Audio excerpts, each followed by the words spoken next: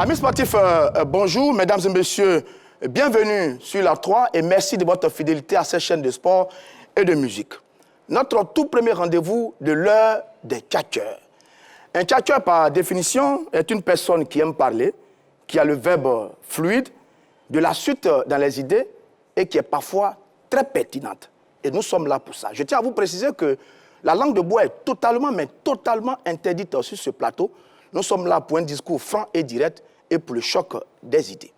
Deux tchatcheurs, j'ai envie de dire deux grands tchatcheurs sont avec moi sur ce plateau. Bonjour, Salou Dumandé. Bonjour, Roger. Très heureux de vous avoir avec moi. Autant que moi. Je suis ravi aussi d'être sur ce plateau, de participer à cette aventure qui commence et j'espère que nous allons tchatcher. Ouais, on va tchatcher. En face de Salou Dumandé, mon cher Martial Gourou. Bonjour, Martial Gourou. Bonjour, Roger Stéphane. Ouais.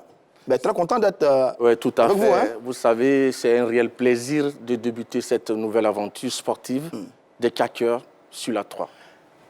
Nous ne serons pas seuls à tchatcher dans ce plateau, sur ce plateau. Dans le principe de cette émission, d'autres tchatcheurs doivent intervenir de l'extérieur pour participer à cette émission. Alors, on va tenter de rentrer en contact tout de suite avec Balo, qui est du côté du grand carrefour de Koumassi, avec un autre groupe de tchatcheurs. Bonjour Balo. Bonjour Roger Stéphane, bonjour à vos deux invités. Effectivement, je suis à Koumassi-Remblai où les populations suivent avec attention votre émission. Eh bien, il faut dire que le citoyen lambda a droit à la parole dans cette émission, c'est son leitmotiv. Je suis donc pour ce faire avec M. Pierre Efez et M. Prince Ibrahim Koné qui sont prêts pour ce sujet passionnant. Jacques Anouma a-t-il raison de renoncer à sa candidature? Merci à vous Balo. On vous retrouvera tout à l'heure avec vos deux grands tchatcheurs également pour participer à ce débat. Élection à la CAF, Jacques Anouma a-t-il raison de retirer sa candidature? Voilà le sujet qui va nous conduire pour ce débat du jour. Mais pour bien comprendre le contexte de ce dossier, élément vidéo. Le président Jacques Bernard Anouma n'ira pas au bout de son combat pour la présidence de la Confédération africaine de football. Lors d'une déclaration officielle ce vendredi, le dirigeant de l'AFAD a renoncé à sa candidature à la tête de la fêtière continentale. Une décision difficile mais longtemps mûrie. Après plusieurs consultations, Jacques Anouma a expliqué que sa décision est motivée par le souci de conserver l'unité africaine en s'inscrivant dans la dynamique d'une candidature consensuelle à la tête de la CAF pour l'élection du 12 mars prochain. Il a choisi donc de s'aligner sur le protocole d'accord proposé par la FIFA avec comme maître d'œuvre Gianni Infantino, son président. Beaucoup d'observateurs du football africain se sentent indignés par cette décision du dirigeant ivoirien lourde de conséquences. Position stratégique, pression extérieure ou une simple fuite en avant. Nos tchatcheurs vont sûrement se lâcher. Nous allons sûrement nous lâcher, ne vous inquiétez pas mon cher. Soalio, pour bien comprendre le contexte, quelles sont les raisons de la candidature de Jacques Anouma, annoncée depuis quelque temps? Je pense que c'est un vieux rêve. Briguer la présidence de la CAF, pour Jacques Anouma, c'est un vieux rêve. Depuis qu'il était dirigeant de la SEC, ensuite président de la Ligue de football de Côte d'Ivoire, ensuite président des fédérations. On l'a vu après diriger l'UFOA. Ouais. Donc déjà, M. Jacques Anouma... En 2004 En 2004, de 2004 à 2007, M. Jacques Anouma rêvait de diriger un jour la Confédération africaine de football. Maintenant, avec ce qui vient de se passer, je dirais tout ça pour ça. C'est la conclusion que je peux dire. On va entrer dans le débat. Mais moi, franchement... On vous sent déçu déjà? Je suis peiné. D'accord. Parce que vous ne pouvez pas mener de tels combats. Il a résisté face à Moussa Damou, il a combattu face à Issa Yatou. Et puis au dernier moment, il vient se déculotter. Excusez-moi du terme. Soalio. Non, oui, mais non, c'est sa langue de bois, vous avez bon, d'accord, mais quand même, allons doucement avec Jacques Anouma. Oui, non, Jacques Anouma. Non, on va doucement. D'accord. On va doucement. Ouais. On va doucement. Là, moi, je suis peiné, je suis déçu. D'accord, vous aurez le temps de nous expliquer ça tout à l'heure. Martial Gourou, le programme de Jacques Anouma était alléchant, hein? Les 4 axes stratégiques, gouvernance, l'aspect financier, la compétitivité, le renforcement des capacités. On a cru à ce projet porté par Jacques Anouma, malheureusement. Bon, comme dit, effectivement, Jacques Anouma a constaté que cette Confédération africaine de football était secouée par des scandales. Donc, il voulait donner une nouvelle vision Absolument. à ce football africain-là, qui aujourd'hui, dont l'image était vraiment un peu ternie. Est-ce qu'il avait le profil? Est-ce que c'était l'homme idéal pour diriger en ce moment la Confédération africaine de football? Naturellement, vous savez, sur les 4 candidatures, Jacques Anouma avait le meilleur profil. D'accord. D'abord, il a siégé au sein du comité exécutif de la FIFA. Absolument. Il a siégé aussi au sein du comité exécutif de la CAF. Oui. Il a géré l'UFOA. Donc je pense que parmi tous les autres candidats, il était celui qui était à même de conduire la Confédération africaine de football. Sur le profil de Jacques, c'est lui qui était le président de la fameuse commission média au niveau de la Fédération internationale de football. Il est ambassadeur, envoyé spécial. C'était vraiment celui à qui tout le monde pensait, en tout cas nous les Ivoiriens, à qui on pensait pour diriger cette Confédération africaine de football. Écoutez, depuis près de 2 décennies, je peux le dire comme ça, il était vu comme le successeur de M. Issa Hayatou. Et c'est pourquoi, si vous vous souvenez très bien, les crises successives au sein de l'UFOA, lorsque M. Jacques Anouma a pris les rênes de cette union zonale, c'était dû à ça, parce que M. Hayatou l'a vu venir comme adversaire. Et là, on a vu les crises avec le Nigérien Amos Adamou, oui. Amadou Diakité, Absolument. toute la machine de la Confédération africaine de football de M. Hayatou a détruit, a démonté Jacques Anouma, parce qu'on l'a vu venir. Même Ahmad, on n'a pas vu venir Ahmad. Tout le monde s'attendait à M. Jacques Anouma. Et on l'a vu sortir de nulle part Ahmad qui a pris les rênes, qui a succédé à M. Hayatou. D'accord. Donc, je vous dis que le candidat, il a le meilleur profil, il a l'expérience, il a le meilleur profil. Quand vous dirigez l'UFOA, quand vous êtes membre du comité exécutif de la FIFA, vous représentez l'Afrique. D'accord. Honnêtement, On a bien compris. Honnêtement, on a bien compris. Voilà, Alors, messieurs, on va arriver au sujet en lui-même. Martial Goro, finalement, est-ce que Jacques Anouma a eu raison de retirer sa candidature? Naturellement. Là, il n'y a pas de débat dessus. Parce que, vous savez, une élection, ce n'est pas comme une croisade où, par exemple, une armée va contre une autre armée et la plus puissante gagne et on assujettit ceux qui ont été vaincus. Une élection, c'est les soutiens, c'est les réseaux. Mais Jacques Anouma, qui est l'un des candidats de l'Afrique de l'Ouest... Absolument. Il y en avait 3, hein? Oui, a commencé des discussions avec ses pairs de l'Afrique de l'Ouest. Et ils arrivent au Maroc, lors du fameux deal de la FIFA. Le 28 février? Oui, le 27 et 28 février dernier. Il se rend compte que les 2 représentants de l'Afrique de l'Ouest... Ahmed Yahya, le Mauritanien, et Senghor, le Sénégalais. Se sont carrément ralliés à la FIFA. Mais quand vous vous retrouvez dans cette situation-là, qu'est-ce que vous pouvez faire? Vous savez, l'ancien président ivoirien disait que le dialogue était l'âme des forts. D'accord. Donc aujourd'hui, Jacques, qui se retrouve dans un cul-de-sac, s'il fonce, c'est qu'il va au suicide. D'accord. Donc naturellement, pour pouvoir exister et pouvoir compter dans les décisions de la CAF, il faut naturellement appartenir au système. D'accord. Quand tu es hors du système, on te broie. On te broie. Solio, vous êtes d'accord avec ça? Non, je ne partage pas ce point de vue, parce que M. Jacques Anouma est quand même un homme du sérail. Il savait très bien qu'il n'était pas l'homme de la FIFA.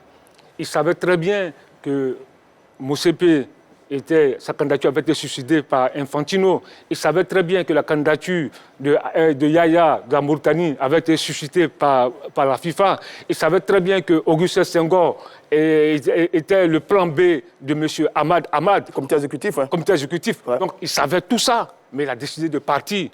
Quand c'est comme ça, moi, je pense qu'il faut aller jusqu'au bout. Il a dit lui-même, quand vous reprenez ses propos même, il y a eu beaucoup d'incohérences dans ses propos. Parce qu'il s'est contredit après, quand même, Après, pour être honnête. il s'est beaucoup contredit, il y a beaucoup d'incohérences. Lorsqu'il dit comme ça que je ne fuirai pas mes responsabilités, Absolument. ça veut dire qu'il va aller jusqu'au bout. Mais Solio, comment on peut aller au bout d'un combat qui, de l'avis de beaucoup, est perdu d'avance? Comment on peut aller au bout d'un tel Mais combat? justement, quand tu as traversé tout ça, Oui. quand tu as vécu tout ça, D'accord. quand tu as mené tous ces combats depuis 2004 contre le système Hayatou, je pense qu'il faut aller au bout. Parce que, je vais vous dire une chose. Dites-nous. Vous pensez que si M. Motsepe, Patrice Motsepe, le si Sud-Africain. Infantino savait que M. Motsepe allait gagner ces élections-là de façon tranquille, vous pensez qu'il allait opter pour un deal, pour un protocole d'accord? Il allait aller aux élections. C'est parce qu'ils se sont rendus compte que Motsepe, dans les sondages qui ont été effectués, est faible. Est faible. Qu'ils ont œuvré pour ce protocole d'accord. Ouais. Donc M. Jacques Anouma devait aller jusqu'au bout. Alors je suis d'accord. Oui, je suis d'accord avec vous sur ça. M. Jacques Anouma, croyez-moi, je pense qu'il a été frileux. Oh, soyez encore. Encore un autre gros mot contre Jacques Anouma. Non, il faut le dire. Bon, d'accord, on vous a compris. Voilà. On vous a compris sur le sujet. Oui. Quand même, Jacques Anouma, à mon avis, hein, il pesait beaucoup mieux que Patrice Motsepe. Donc, il avait toute la latitude d'aller au combat contre le Sud-Africain, qui est, j'ai envie de dire, plébiscité par l'ensemble du continent africain. Il pesait beaucoup mieux que lui. Oui, naturellement, mais Jacques pèse toujours plus que le candidat Motsepe. Mais ce n'est plus une question de poids. Si ceux qui proposent, qui parrainent la candidature de Motsepe pensent que Jacques est quelqu'un qui a un faire-valoir, je pense qu'il aurait dû ouvrir le jeu démocratique. D'accord. Et Jacques l'a dit. Lorsqu'ils se sont rencontrés à Rabat au Maroc, il a dit, lorsqu'on lui a fait la proposition du deal de la FIFA, il a dit non, que c'est un acte antidémocratique. Mais il ne peut pas dire non. Non, je m'explique. Non, aujourd'hui, et dit oui après. Non, il y a quelque chose qui ne va pas. Il y a quelque chose qui ne va pas. Pourquoi est-ce qu'il le dit? Il dit, condamne l'action. Mais vous savez, quand tu te retrouves dans une communauté et que tout le monde va dans un sens, évite très souvent d'aller dans l'autre. Non, mais Martial, son discours est incohérent. Non, il n'est pas incohérent. Comme Soile l'a dit tout à l'heure, Jacques a dit qu'il allait prendre ses responsabilités. Il les a pas pris. L'attitude de Jacques est plus une attitude responsable. Parce que quand vous savez que vous vous mettez en marge de l'ensemble de ceux qui décident, je crois que là, c'est une attitude suicidaire. Et vous, dans les prochains temps, vous n'aurez pas le droit à la parole. Et ça, c'est dangereux. Je vous rappelle quelque chose. Rapidement. Lorsque le président Ahmad Ahmad a été élu, mais avant ça, lorsque le président Gianni Infantino a pris le pouvoir à la FIFA, l'ancien président de la FIFA, le défunt président de la FIFA, Sidi Diallo, avait soutenu son adversaire. Arrivé au niveau de la CAF, le défunt président de la FIFA a encore soutenu l'adversaire proposé par le candidat proposé par Gianni Infantino. D'accord. Mais on connaît la suite. La Côte d'Ivoire était dans l'œil du cyclone. La Côte d'Ivoire était la cible de la FIFA et de la CAF durant tout ce temps. Aujourd'hui, on aboutit à un comité de normalisation qui est la résultante du fait que Sidi Diallo s'est mis carrément à l'écart et s'est mis en chose. D'accord. Je rappelle à nos téléspectateurs qui sont en plein cœur dans le débat, Jacques Anouma a-t-il eu raison de renoncer à sa candidature? C'est bien ça, il faut lui demander. Et vous, votre position, c'est non. Mais sur ce qu'explique Martial Gourou, il a quand même raison. Le contexte est assez compliqué. La Fédération ivoirienne de football elle-même était déjà en difficulté, avec des relations très tendues avec la FIFA. Est-ce que finalement, le président Jacques n'a pas eu cette intelligence de savoir reculer au bon moment? Non, moi je ne pense pas. Je pense que c'est un gâchis. Parce que quand il savait très bien, je me répète, il savait très bien qu'il n'aurait pas le soutien de la FIFA. Clair. Il le savait très bien. Dès le départ. Dès le départ. Et il a décidé de partir, mais qu'il aille jusqu'au bout. Parce qu'on sait tous que depuis des années, les différents présidents de la FIFA ont une maîtrise de la Confédération africaine de football. Donc M. Jacques Anouma savait très bien. Et là, même le protocole d'accord, il avait déjà signé le protocole d'accord depuis longtemps. Dès le départ. Hein. Dès le départ, il avait il a parlé d'accord de principe. Oui, mais, il a été clair, c'était un accord de principe. Mais quand tu n'es pas d'accord, tu ne signes pas. Et tu signes et tu viens nous dire autre chose. C'est ce qui m'écoeure. Voilà pourquoi je dis. Parce que quand tu lis le communiqué de Maître Augustin Senghor, le président de la Fédération sénégalaise de football. Le football, oui. Quand tu lis son discours, c'est-à-dire que lui, il était candidat, il s'est retiré. Quand tu lis son discours, tu te rends compte que les 4 candidats, enfin, les 3 là, les 3 Ahmad, Yaya, Anouma, Senghor, Motsepe, avaient signé un protocole d'accord. D'accord. Voilà. Rapidement sur ça. Oui, rapidement. Mais en fait, je ne suis pas d'accord. Vous savez, les mots ont un sens. Lorsqu'il y a eu les discussions à Rabat, ce sont des discussions. À la fin, cette discussion a été sanctionnée par un procès verbal. Un procès verbal n'est pas un accord. Ils ont discuté, se sont attendus. Un procès verbal, on note ce qui a été dit lors d'une rencontre. C'est ce qui a été fait. Mais Jacques Anouma a dit clairement, j'ai des mandataires, j'ai des soutiens. Laissez-moi aller rencontrer mes mandataires, mes soutiens, pour leur dire la proposition que vous me faites, que je trouve d'ailleurs indécente et antidémocratique. Et c'est ce qu'il a fait. Il est venu, il a contacté ses soutiens, mais qui lui disent, Monsieur Anouma, on a tous compris. Vous avez vu, Gianni Infantino fait le tour du continent. Oui. Aucun chef d'État, aucun président de fédération n'est allé à la rencontre de son deal. Monsieur Anouma, soyez, comme vous le dites, assez raisonnable. Acceptez ce deal. Quand vous serez dans le système, au cœur du système, vous pourrez mener votre combat. Et c'est ce qu'Anouma a fait. Très bien. Messieurs, on vous accompagne. On reviendra à vous un soir. On va retrouver Balo qui s'impatiente quelque peu là-bas avec ses caqueurs. Balo, c'est à vous de jouer. Oui, Roger Stéphane. Eh bien, les avis sont aussi tranchés, sont tout aussi tranchés à l'image du plateau. Monsieur Pierre Eiffez, Jacques Anouma a-t-il eu raison de renoncer à sa candidature?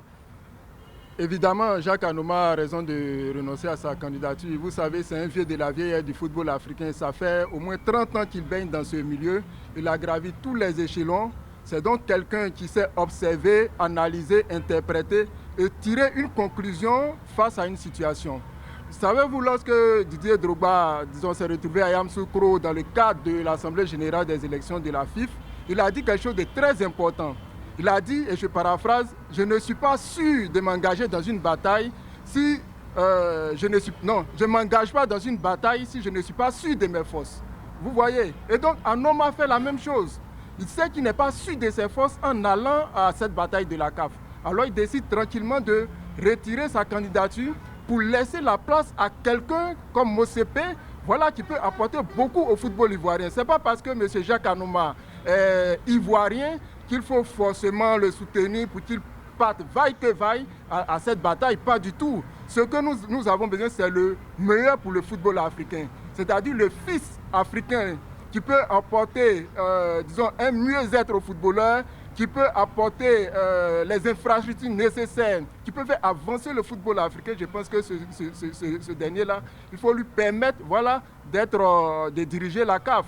Pas parce que c'est M. Jacques Anouma, c'est vrai, il a son expérience à lui, il a gravi tous les échelons qu'il faut, il a même dirigé l'UFOA ici un moment. Alors, mais s'il y a plus grand que lui, s'il y a quelqu'un qui a beaucoup plus d'âme que lui pour diriger la CAF, je pense qu'il a raison de faire la place à ce dernier. Et peut-être même qu'il a plus à gagner à se retirer qu'à aller à cette bataille où certainement il sait qu'il part déjà vaincu. D'accord. Alors, monsieur Koné Prince Ibrahim, est-ce que vous partagez cet avis? Déjà, il faut dire qu'on ne va pas une élection pour perdre. Si Jacques Anouma s'est engagé dans cette élection, c'est qu'il avait forcément l'intention de gagner. La FIFA a choisi un candidat qui est Motsepe. Voilà. Et il faut dire qu'à travers ce candidat-là, la FIFA a juste voulu envoyer un nouveau visage. Quelqu'un qui n'a jamais dirigé qui ne fait pas partie de l'ancienne direction en fait, du football de la CAF, puisqu'il y a eu le problème avec Ahmad Ahmad, qui a été suspendu pour 5 ans pour corruption et un truc comme ça. Donc il faut dire que moi je pense que Jacques Anouma n'a vraiment pas eu raison de retirer, puisque c'est le seul candidat qui était capable de diriger cette CAF-là même. Déjà la FIFA veut faire passer la CAN à 4 ans au lieu de 2 ans. La FIFA veut juste un candidat pour essayer de faire passer ses idées. Jacques Anouma, avec lui, vous avez vu un peu ce qu'il a fait à la FIFA, ça ne marche pas. On ne marche pas sur Jacques Anouma. Il y a eu le meilleur joueur de la Côte d'Ivoire sous Jacques Anouma. Les Drogba et autres sont venus à son temps. Donc je pense que le seul qui aurait été bénéfique à ce football africain-là, c'est Jacques Anouma. Et tout le monde le sait, c'est le candidat le plus sérieux. C'est le candidat qui aurait pu lutter. Il est resté jusqu'en dernière position. Les autres sont retirés rapidement. Donc je pense que c'est lui, quoi. D'accord. Alors, monsieur Pierre Eiffez, il a souligné, Jacques Anouma a à son actif un très bon bilan à la tête de la Fédération ivoirienne de football. Il a eu la génération dorée des éléphants de Côte d'Ivoire. Il a su mettre sur pied cette génération dorée-là à travers des sélectionneurs compétents. Est-ce que ce profil-là n'aurait pas pu servir à rehausser un peu l'image de la CAF, à rehausser la politique de la Confédération africaine de football? On ne peut pas lui nier, ce mérite-là d'avoir rehaussé le football ivoirien à un certain niveau. Voilà. Et donc, c'est vrai, il a eu cette expérience, il a eu cette réussite avec une génération aussi. Il faut dire que Jacques Anouma arrive à un bon moment où il y a la génération des académiciens qui monte en puissance. Et il y a Dieu qui envoie un monsieur à la Côte d'Ivoire qui s'appelle Didier Drogba qui explose sur la planète football. Voilà, je me dis, si Jacques Anouma avait des joueurs comme, je veux dire, ceux qu'on a actuellement, ou ceux qui étaient là avant la génération des académiciens et avant l'avènement de Didier Drogba, est-ce que Jacques Anouma aurait pu réussir cette performance? Ce n'était pas évident, rien n'est moins sûr. Alors, donc, il faut rester mesuré lorsqu'on parle du bilan de Jacques Anouma à la tête de la Fédération ivoirienne de football. C'est vrai, il a apporté des choses, ça c'est clair. On ne peut pas le nier, il a apporté des choses. Mais là, nous sommes à un niveau macro.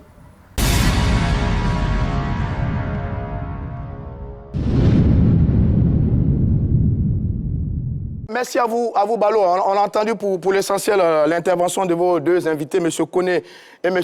Pierre Efez, qui, comme nos deux acteurs sur ce plateau, sont opposés sur cette question concernant la candidature, le retrait de la candidature de Jacques Anouma. Soilio, on a entendu les deux acteurs là-bas. Réaction?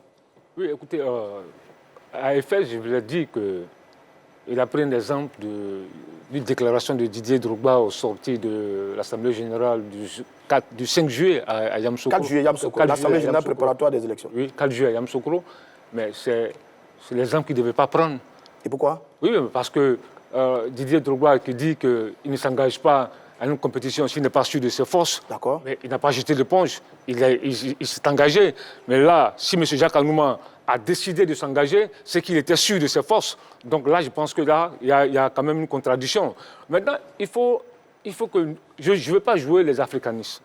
Mais pourtant, c'est ce que vous faites depuis. Non, Comme beaucoup, vous êtes dans une position de... Non, c'est pas parce qu'il est grand temps qu'on puisse quand même dire non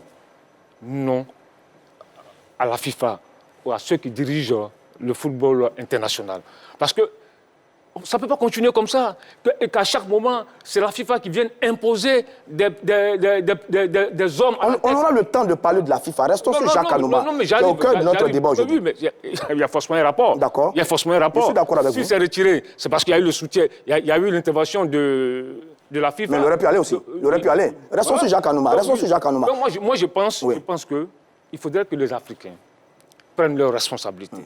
Quand tu décides de t'engager dans un tel combat, il faut aller jusqu'au bout. Très bien. Parce que moi, ça aurait été une autre personne, j'allais dire peut-être, il n'y a pas de souci. Mais quand tu as passé près de 2 décennies dans le football et que ton objectif majeur, c'était de diriger un jour la Confédération africaine de football, parce que je sais de quoi je parle. Mais c'est ça qu'il s'agit, c'est vrai. Oui, mais qu'au dernier moment, avec un protocole d'accord bidon, antidémocratique.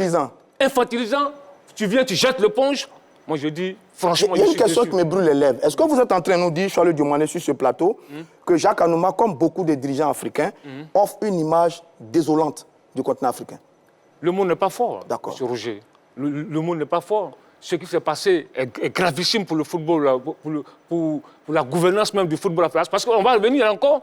Ne soyez pas surpris que la Confédération africaine de football puisse décider un jour de faire jouer la CAN chaque 4 ans. D'accord. Chaque 4 ans. Ça va venir. Hein? Ça va venir. Le débat arrive. Parce que c'était là l'un des objectifs d'Infantino. Le débat arrive. Qui peut mener ce projet-là? Il fallait trouver quelqu'un. Ils ont trouvé Mosepe. D'accord, on a compris. Martial Gorou, sur ça. Sois-moi fort, hein, image de tout ça. Je pense que nous devons sortir de l'émotion. Je pèse bien mes mots. Vous pensez que c'est de l'émotion? Oui, c'est de l'émotion. Parce que quand on est ivoirien, naturellement, il aurait voulu que son compatriote aille au bout d'un projet. Ce qui est tout à fait raisonnable. Oui, ce qui est normal. Mais la réalité est tout autre. Vous savez, Jacques Anouma a une autre vision pour le football ivoirien et pour le football africain. Je m'explique. Jacques Anouma a 69 ans. C'est ça.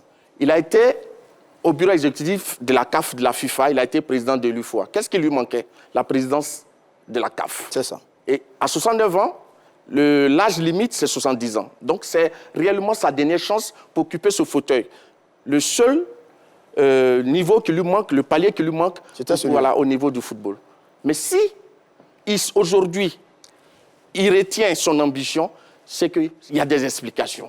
Vous savez, au niveau des instances décisionnelles... Quelles sont ces explications? Oui, les explications sont assez claires. Au niveau des instances décisionnelles, au niveau du football mondial et africain, les Ivoiriens sont absents. Je suis d'accord avec vous. Assez absents. Ça, c'est pas faux. Il y a des Burkinabés, il y a des Maliens, il y a des Sénégalais et autres. La Côte d'Ivoire est totalement absente. Donc Jacques voulait combler ce vide-là. Mais malheureusement, il y a une décision de la CAF et de la FIFA. Et vous pensez que c'est en tant que conseiller spécial qui va combler ce vide-là? Non, pas en tant que conseiller spécial. Mais ce que je voulais dire, pour combler ce vide, Jacques s'est dit quoi? Si aujourd'hui il se met au devant de la décision et qu'il se met à l'écart, il va au bout de son projet et que demain, naturellement, c'est les autres qui vont gagner parce qu'ils sont plus nombreux. Absolument. Et que demain, ils ont gagné. Il dit, bon, tu n'as pas voulu être dans notre moule, donc on te met de Tout le monde côté. sera braqué contre lui. La Côte d'Ivoire n'aura personne au niveau de la CAF pour parler à son nom. Donc je pense que c'est vraiment un choix de la raison. Absolument, absolument. Soalio, Oui. je vous entends là, mais quand même, quand vous avez un accord qui est parrainé par l'Égypte et le Maroc, quand vous avez un candidat qui a déjà le soutien de la COSAFA, Afrique de l'Est, quand vous avez une Afrique de l'Ouest, d'où est originaire Jacques Anouma, qui est divisé en 3 candidats, mais pourquoi parler d'une telle élection? Vous n'avez plus de voix? Oui, mais monsieur Roger, Oui. vous savez très bien, il le savait tout ça, Jacques. C'est ce qui Oui, me mais après, il y a des événements aussi qui sont il le savait, qui sont en train de il le savait tout ça. Ce schéma-là, il le savait. Tout à l'heure, je vais rebondir un peu sur ce que Martial a dit. Martial parle d'émotion. Mais ce n'est pas de l'émotion, c'est du réalisme. Ce n'est pas de l'émotion. Et quand vous dites que la Côte d'Ivoire Jacques Anouma lui propose d'être conseiller spécial de M. Motsepe, mais il n'est pas le premier Ivoirien qui sera conseiller spécial d'un président de la Confédération africaine de football. Ouais. M. Simplice Zinsou a déjà occupé ce poste de conseiller spécial de M. Ayatou. Donc ce n'est pas nouveau pour le football ivoirien. Aujourd'hui, il y a des Ivoiriens qui sont à la CAF, qui sont dans les commissions. Malik Toé, dans la commission du football des jeunes. M. Ouattara Ego, la commission média avec M. Gaï Mamadou. À l'époque, il y a Beth Adou qui avait occupé un poste à la commission du football féminin. En ce moment, Touré Clémentine, Sori Diabaté, Didier Drogba. Monsieur Sidi Diallo, qui a été dans la commission d'organisation de compétition de la CAF. Donc aujourd'hui, qu'est-ce qui nous manque? C'était le président de la CAF. La CAF. Il fallait aller jusqu'au bout. Tout à l'heure, tu as souligné qu'il a 69 ans. À 70 ans, c'est fini la date limite. Mais il n'avait rien à perdre. Il avait tout à gagner. Merci, Soalio Diomandé. On va retourner du côté du grand carrefour de Koumassi, retrouver notre cher Balo pour la conclusion au niveau de ces tchatcheurs. Oui, Roger Stéphane, eh bien, c'est un plaisir de partager bien ce plateau-là, ce plateau de tchatcheurs. Eh bien, merci également à M. Pierre Efez et merci à M. Prince Ibrahim pour leur collaboration aujourd'hui. Eh bien, rendez-vous pour de prochaines émotions dans l'heure des tchatcheurs. Martial Gourou, c'est vrai qu'on n'entend pas beaucoup de présidents, de dirigeants contester par rapport à ce fameux accord. Mais au moins, il allait avoir un vote. Et sait-on jamais, avec le vote, Jacques Anouma aurait pu créer la surprise au vote. Ce n'est pas évident. D'accord. Comme je le disais tantôt, j'ai dit que quand on va à une élection, on va avec des soutiens. On va avec des gens, un réseau qui vous soutiennent. Mais Jacques Anouma, après la proposition de la FIFA, a fait le tour de ces réseaux, de ces soutiens. Très bien. Mais aujourd'hui, il s'est rendu compte que ces soutiens sont ailleurs. Qu'est-ce que vous faites? On a bien compris. Soit le vote conclusion rapidement, il nous reste plus assez de temps. Moi, je pense que c'est quand même dommageable pour le football africain et qu'à chaque fois, c'est la FIFA qui nous impose des présidents. C'est vraiment dommageable. Il est grand temps que l'Afrique se réveille. La suite pour Jacques Anouma, c'est quoi? Alors, la suite, il va sans doute être le conseiller spécial de M. Motsepe. Oh.